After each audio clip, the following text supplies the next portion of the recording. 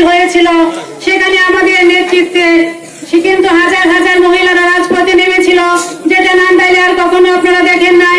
এবং 12ই সেপ্টেম্বর ঠিক তেমনি ভাবে আমরা মহিলাদেরকে নিয়ে এইভাবে রাজপথে নেমেছিলাম, যেটা সারা নান্দাইলের একটা ইতিহাস হয়ে রয়েছে।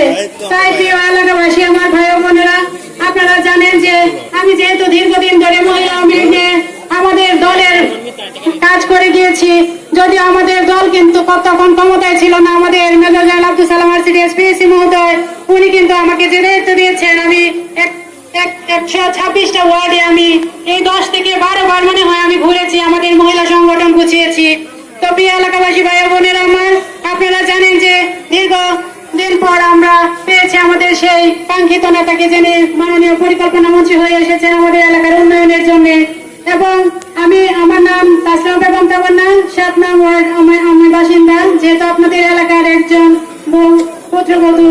তো সেই হিসাবে আমি মনে করি আমার উপজেলা নির্বাচনে আমি ফুটবল প্রতীক নিয়ে নির্বাচন করতে যাচ্ছি।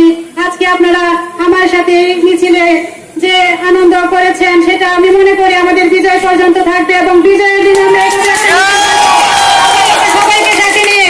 তো প্রিয় এলাকাবাসী, আমি আপনাদের সবার ছোট বোন, যারা মুরব্বীরা আছেন আমার ভাইয়ের মতো, আমার কিন্তু বাবা নেই, ভাই নেই, আমার এই বাবা এবং ভাইয়ের এই অপূর্ণতাটা আপনারা এই এলাকাবাসীর কাছে আমি ছেড়ে দিলাম।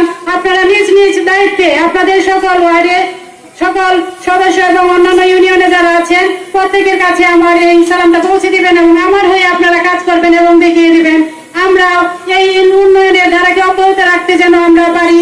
এবং প্রিয় এলাকাবাসী, আমি আপনাদেরকে কথা দিচ্ছি, যেহেতু মাননীয় মন্ত্রী মহোদয় কিন্তু আমাকে অত্যন্ত স্নেহ করেন, ভালোবাসেন, এবং আমি এই দীর্ঘ 10টি বছর দলে থেকেছি, দলের বাইরে যাইনি, দলের কাজ করেছি। যদিও আমরা ক্ষমতার বাইরে ছিলাম, ক্ষমতার স্বাদ কিন্তু আমরা ভোগ করতে পারিনি।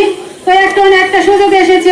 এলাকাবাসী, আপনাদের সকলের কাছে আমার অনুরোধ, আমি মনে করি আপনারা যদি আমাকে ভোট দিয়ে, বিপুল পরিমাণে ভোট দিয়ে জয়যুক্ত করে আমাদের মাননীয় মন্ত্রী মহোদয়কে উপহার দিতে পারেন, তাহলে আমিও হয়তো বা উন্নয়নের ধারায় আপনাদের সাথে আমি অংশগ্রহণ করতে পারবো।